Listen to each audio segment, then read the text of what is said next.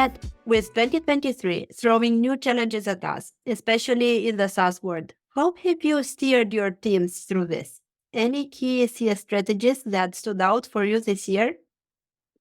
Yeah, I think for this year, it's really been a big emphasis on flexibility. There's been so many things that are changing in the broad landscape, and even from Q1 to Q4, trying to understand what the most important metric is with all the noise and kind of the macro environment, just really making sure the team is, comfortable with the changes and that it's okay to try something and pivot and try again. So that's been really the big emphasis for this year for our team.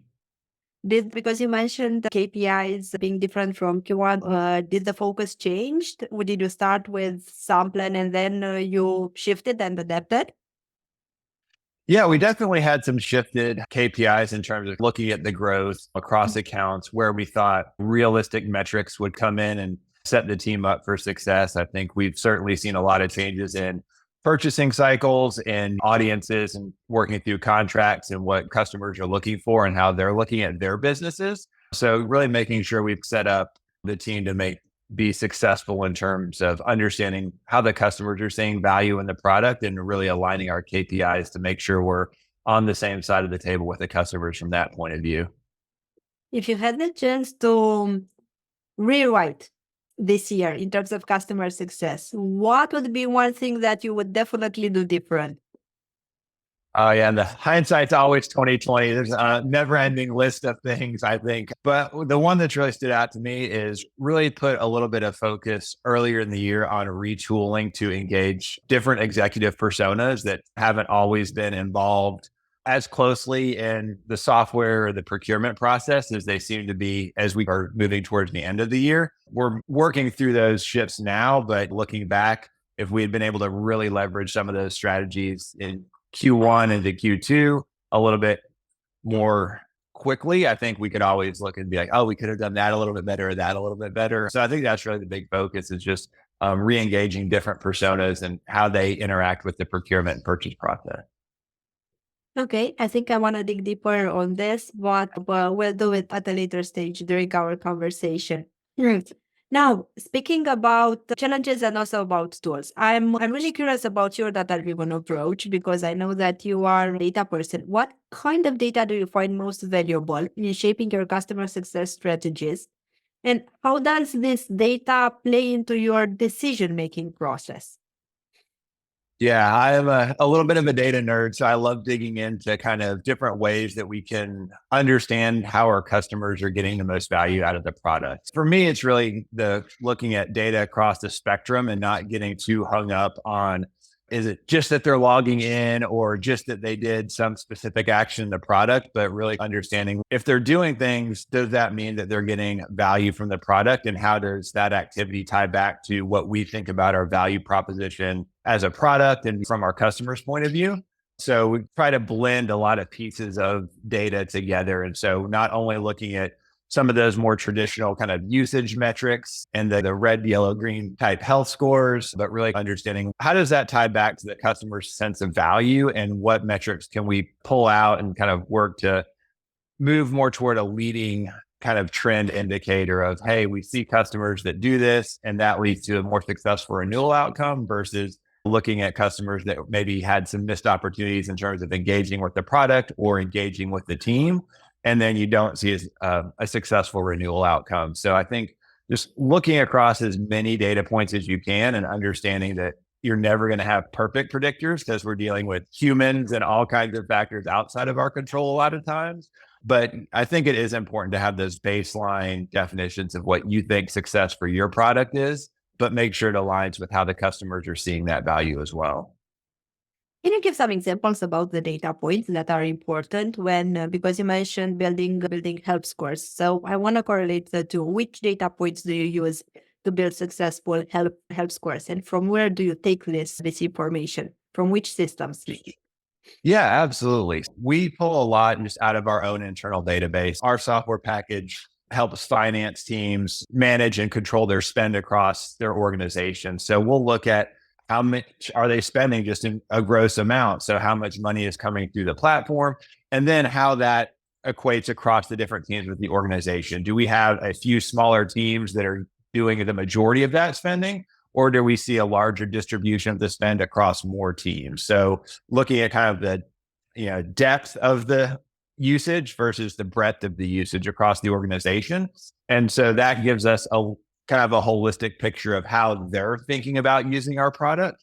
And then we pull that in with, hey, when was the last time we had a really good conversation with our product champion in that organization? So we're combining those. Do we know what that company is thinking about? Do we know what's going on with our points of contact? And then, hey, how do we see them using the product? And do we feel like that's leading them down a path to maximizing the value out of the product?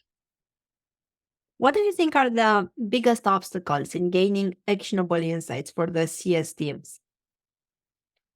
I think there's certainly still a challenge of data lives in a lot of silos. You could be looking at NTS or CSAT data from one place. We'll go into the database and pull usage or metrics data from another place. We're going through gong calls to understand like what the types of conversations that we're having. And then, well, now we've got a million different data points in 20 different places. And how do we make sure that's presented in an efficient way for the customer success managers to take action on? Because they've got a ton of noise in their world every single day, whether that's an inbound email, a scheduled call coming up with the customer to discuss a contract renewal, working through partnering with our support team on maybe a technical challenge that the customer was going through. So making sure that when the customer success manager needs it, they can say, hey, here's the key accounts that I want to reach out to this week based on some of these data points moving either positively or negatively. So that's something we've put a lot of effort in to try to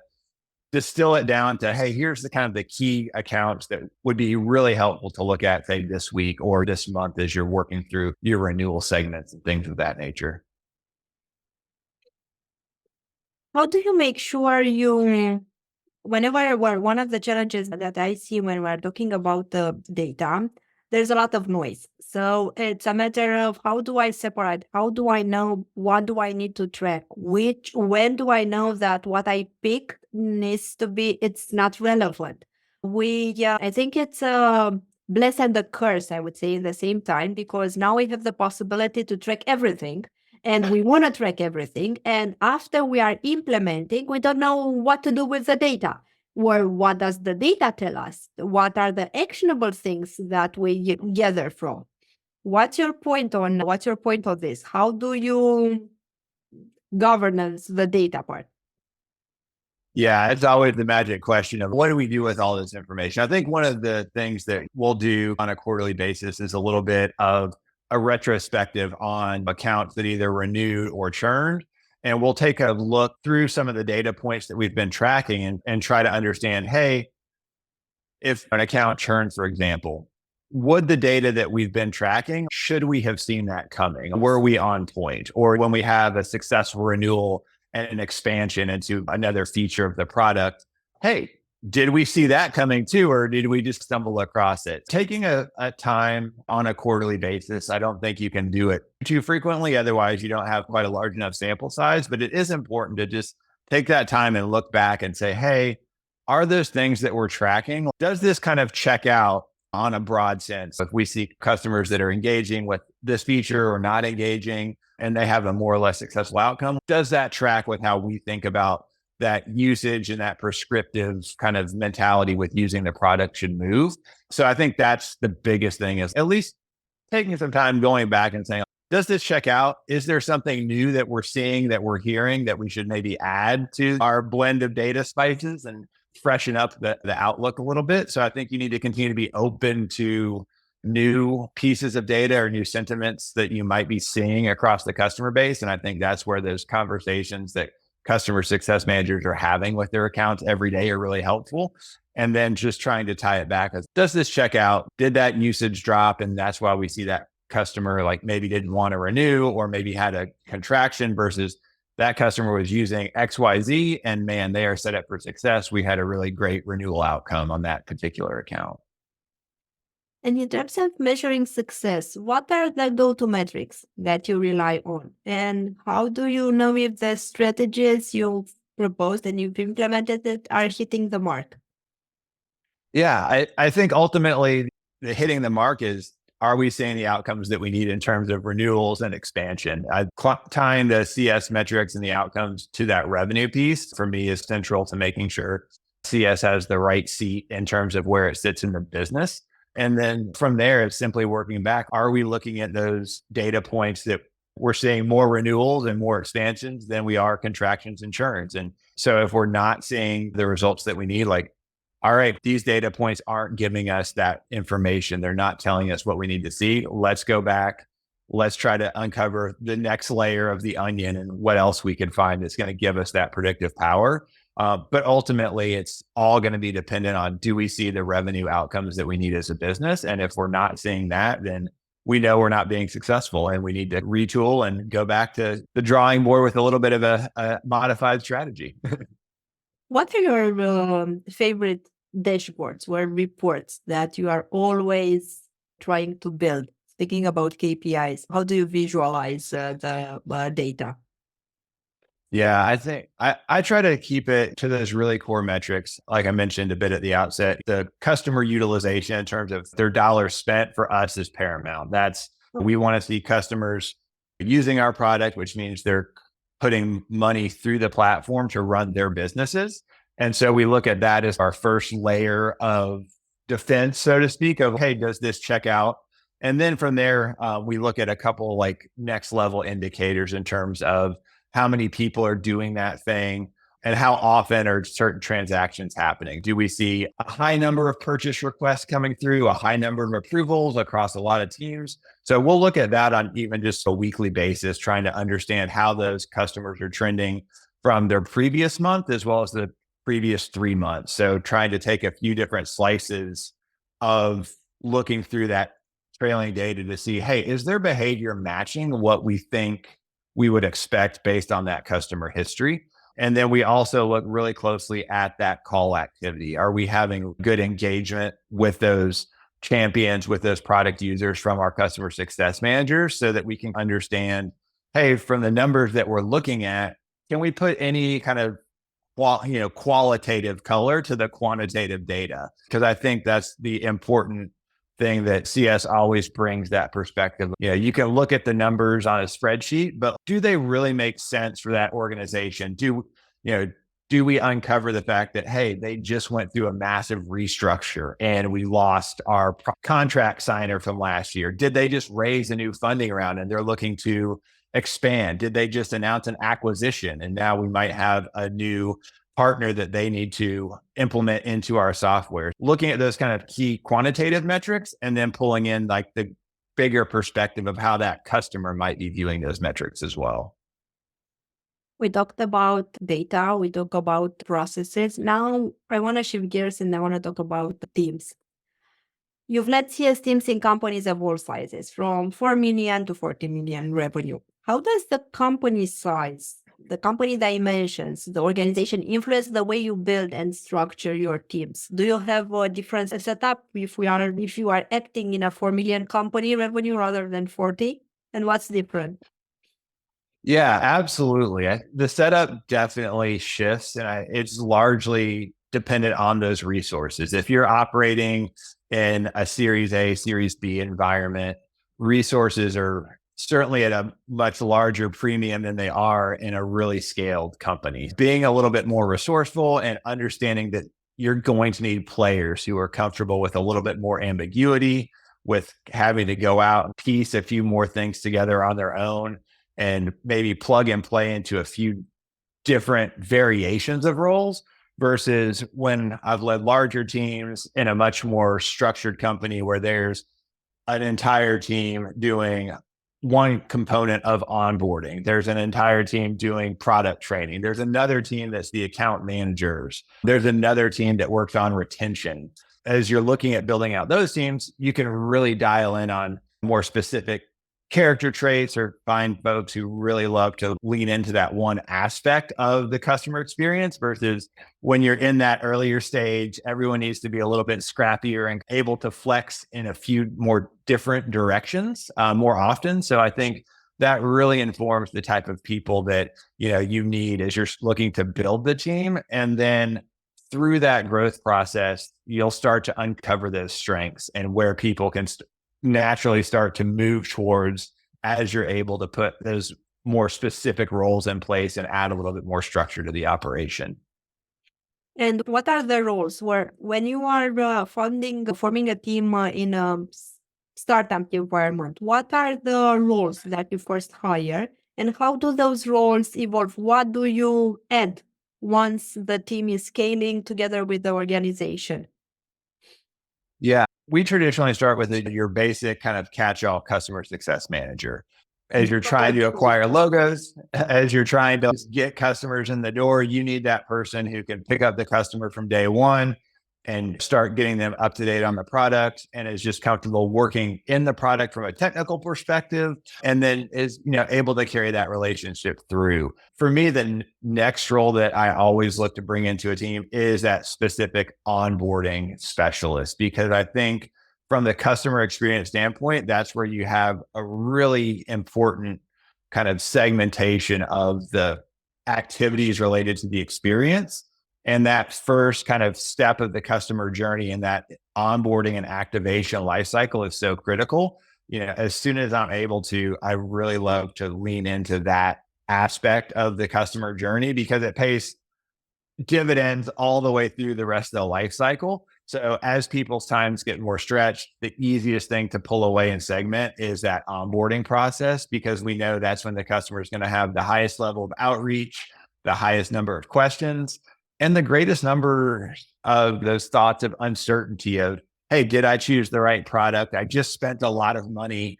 Is this going to work the way I thought it was going to work? So having that team that can really lean into that aspect of the customer journey, I think is incredibly impactful. And then as you move through, the customer success manager can start to handle a little bit less in terms of that full life cycle. And I think that's where it starts to make sense to move into, hey, do we want to have just a separate renewals manager or someone that separately handles customers who said that they want to leave and now you have a retention team or something along those lines to separate things out. But I always start with that core Swiss Army knife of the CSM, then move to onboarding. And then from there, you can also break out that renewals and retention aspect as the team scales. How do you do the difference? What's the difference between the renewal and the retention specialist? Or is it the same role, but with a different label? Yeah. So we've done it in the past at that scale where the renewals are someone's already in a positive mindset. They're using the product. You're really just discussing the commercial terms on, hey, how do you use more of the product? And you're moving forward, as opposed to the retention specialist is more of a kind of remediation or rehabilitation in a way. We had a team, like if someone said, hey, I don't want to continue with your product, we'd have a separate team that could really spend some time with them digging into like, all right, what challenges have you had? Like, where can we go wrong? How can we rehabilitate you to actually get you back up into the fold of like, all right, you're going to keep moving. So that's how we separated out those roles. Of that retention specialist was almost more of kind of a rehab or person to say, hey, we know that there's been some challenges here. We know things are not looking good, but we're willing to partner with you to help course correct, whether that was really spending some time to help enable some technical features or doing a retraining for the users or the team. So having someone who could dedicate a lot of time specifically to customers who are at that place in their mentality with the product proved to be really impactful for our organization. What about the CS Ops role? Do you hire? Do you value? What's the definition? Do you think it's important? I know that in every team, it means a different thing. What's your definition about, what's the definition of a CS Ops for you? Yeah, CS Ops to me is that much more data-driven kind of technical backbone of the team. Currently, I have an amazing ops team that we work with, and I have that endless list of, hey, I want to tweak this data point. Can we pull some new numbers around this? Hey, it looks like this is broken in Salesforce. Can we check and see like why this contract's end date didn't correctly regenerate with the renewals? They're really underrated in a lot of ways, but really essential to the team, particularly as you start to gain some momentum and as you start scaling. where you're moving out of, for lack of a better term, Google Sheets, and you've got some integrations and some pieces of the different softwares, whether you're in Salesforce or HubSpot, that all need to start talking together a little bit more intelligently. And I think that's where that ops team really adds a ton of value. And then also works as a nice bridge to like the FP&A team or the finance team to understand like, hey, is all the activity we're undertaking on the CS side, whether that was a mid-year expansion, whether that was a renewal, like how is that all getting fed to the broader finance organization so that they can have the insights they need to correctly forecast what are renewals looking like, how are cash flows looking, how do we need to think about the next 6 to 12 months of the business flow. That's where that ops person can really spend that time to make sure that everyone else in the business can see the right amount of information coming out of CS from a financial and revenue standpoint. Speaking about roles and building teams, in your recruitment process, what's that one skill that you don't compromise on? And it's very essential and you are looking for. Yeah, this is always the toughest question because there's so many little things that come out the interview process. The one thing I'm really always trying to get a sense of is, do they have a sense of ownership?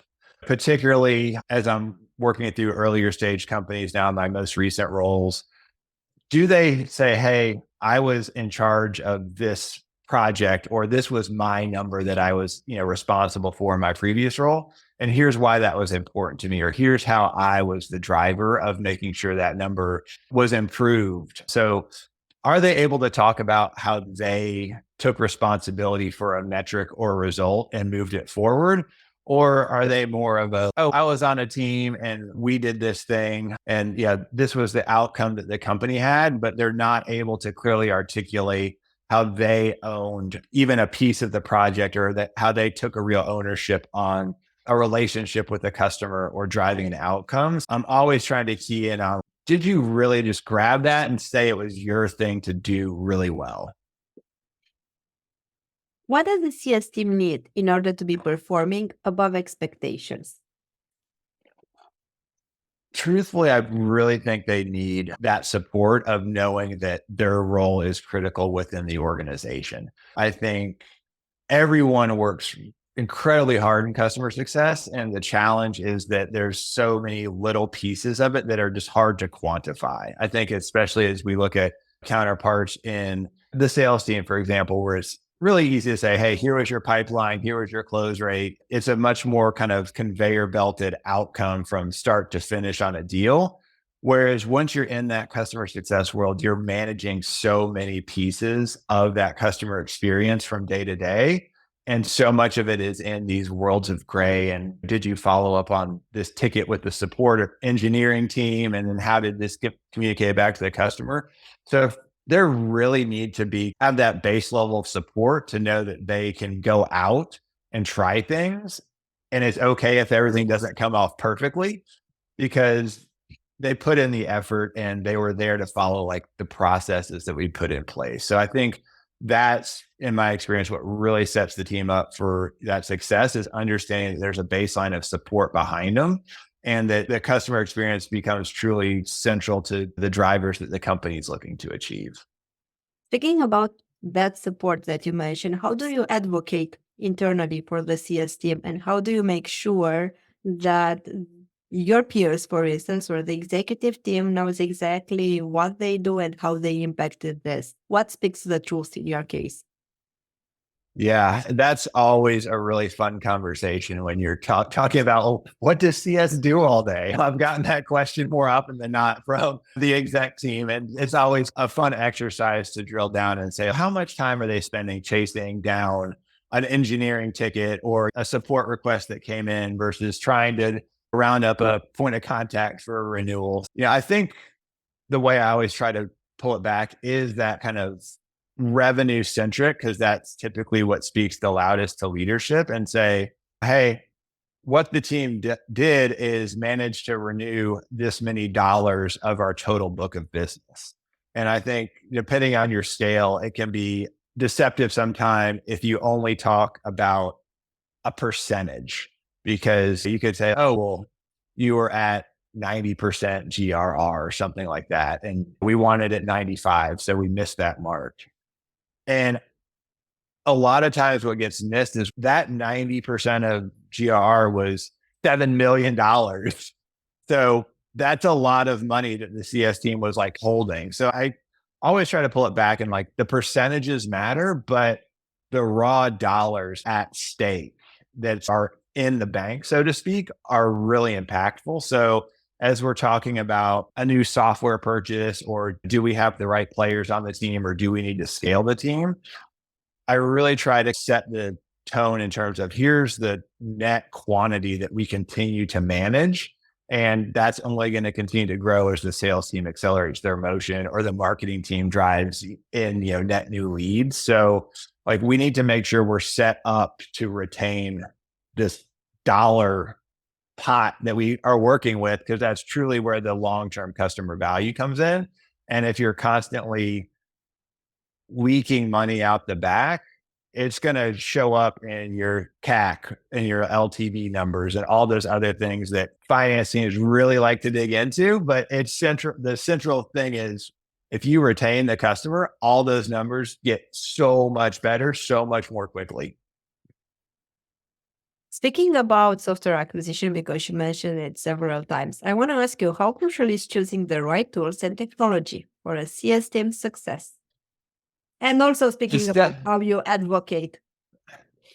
Yeah, it's definitely important. And it's typically one of the harder conversations because, again, trying to really tie down how a software expense is going to impact the customer experience or result on the customer success side is a little bit more challenging typically than, hey, we're going to go out and spend marketing budget or some of those more traditional expenses. We'll pull it back. And, anytime I'm looking to add a piece of software, I spend a lot of time with the team kind of understanding, all right, here's what this software would do to your day. Like, let's talk internally first about, is this kind of where we want to go to bat, so to speak, of this is going to make the biggest impact on your day?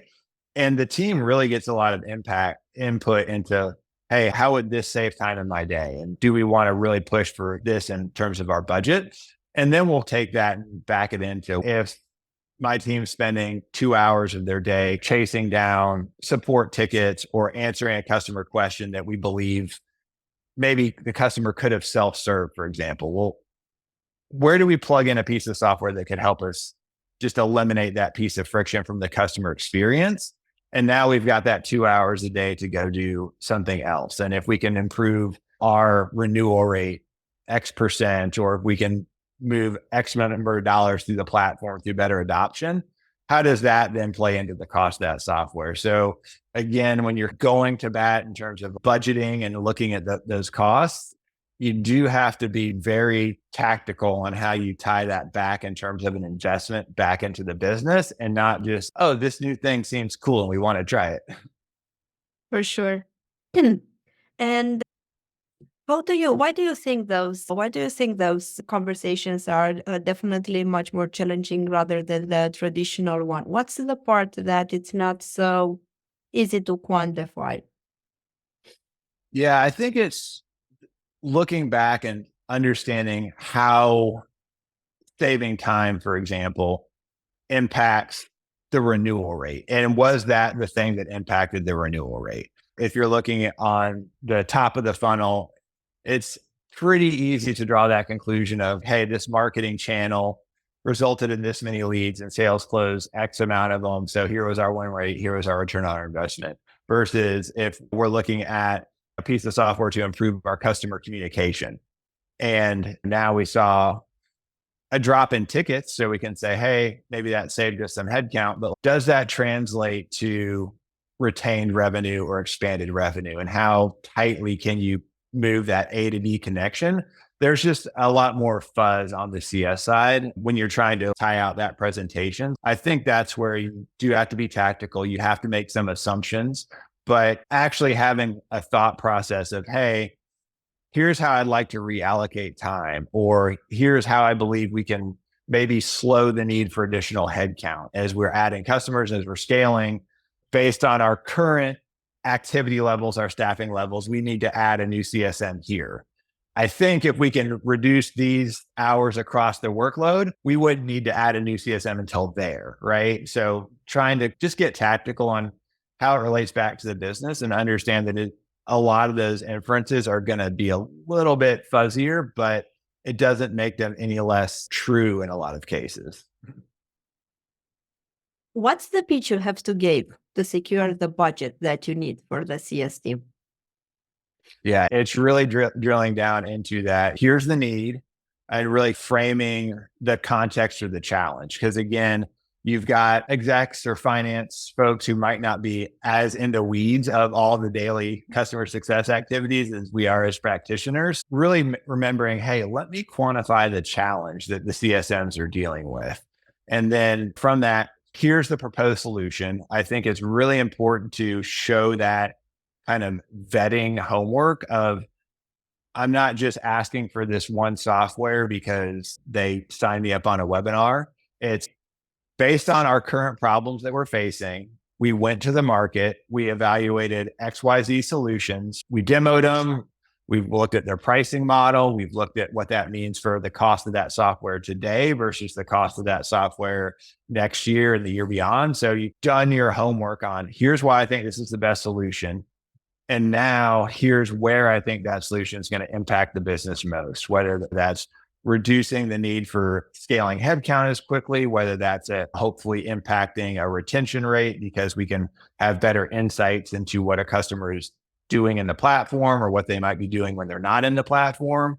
So really just not assuming everyone understands the problem, then showing that you actually put the work in to find the most valuable solution, and then drawing it all the way through to, and here's the anticipated business impact, and here's how we'll measure it to understand if we hit the mark that we thought we were going to hit. What do you think makes the difference between a great CS team and a good CS team? Oh, it goes back to that ownership piece. It's really, does that team really love to solve problems, to find solutions, to get creative? Do they have that sense of, hey, the work I do and the accounts I own impacts the outcome of this business? And it's the more tightly you can draw that connection throughout the team and have people just getting excited about the challenges rather than just feeling totally overwhelmed about the challenges all the time, really sets those high performing teams apart.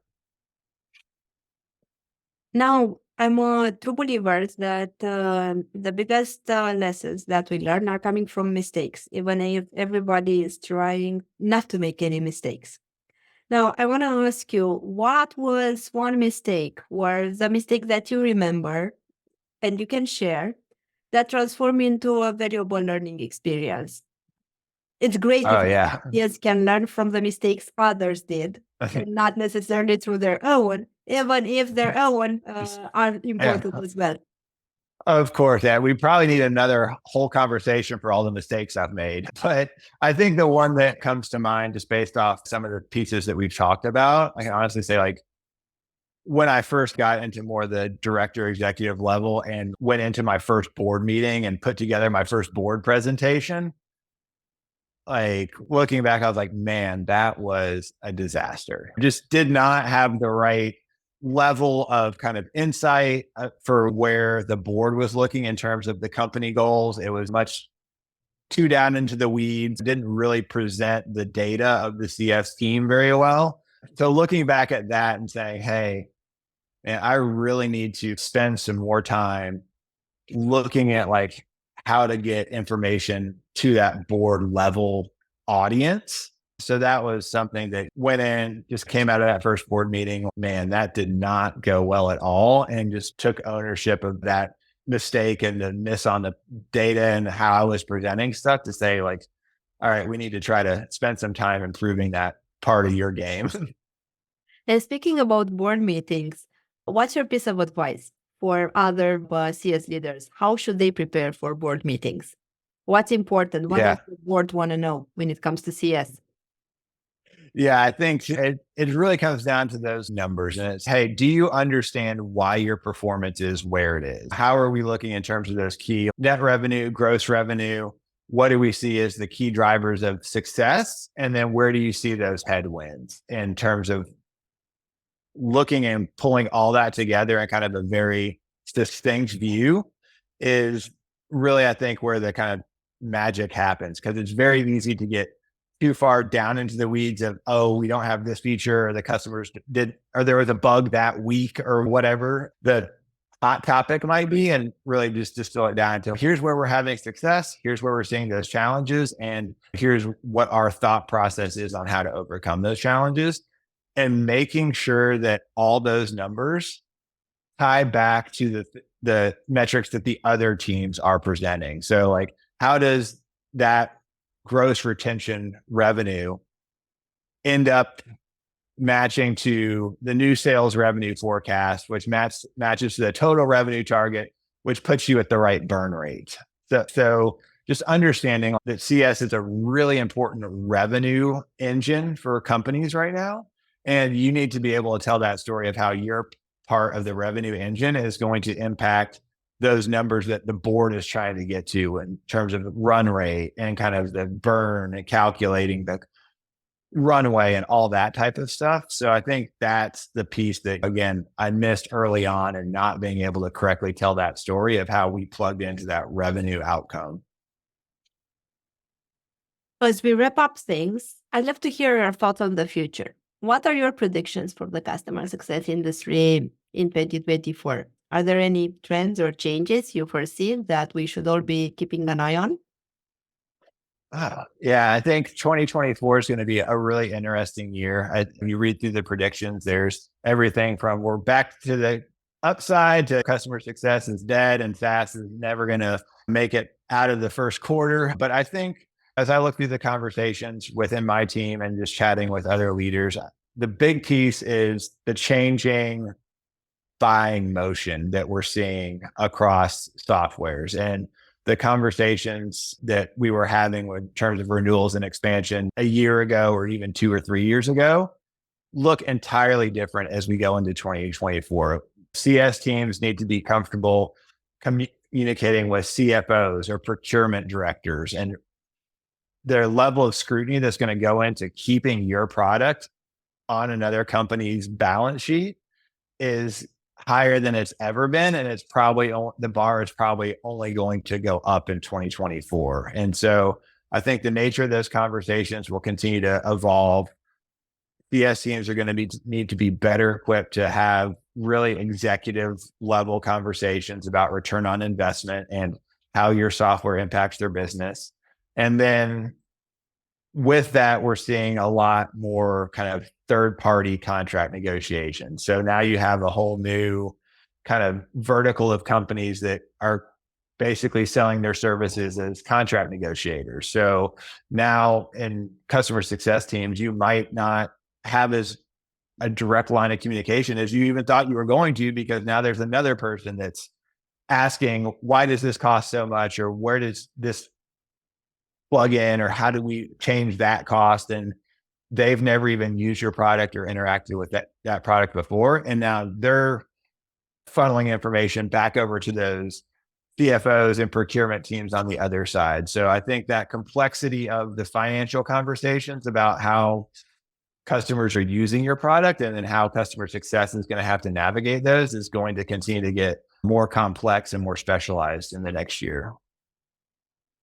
Thank you so much, Matt, for sharing your insights with us today. It's been a pleasure having you on Mastering CS Candid Leader Insights. I wish you an incredible end to the year and look forward to seeing how your predictions for customer success industry unfold in 2024. Awesome. Thank you so much for having me. I really enjoyed the conversation. Have an awesome day. Bye-bye. Bye-bye.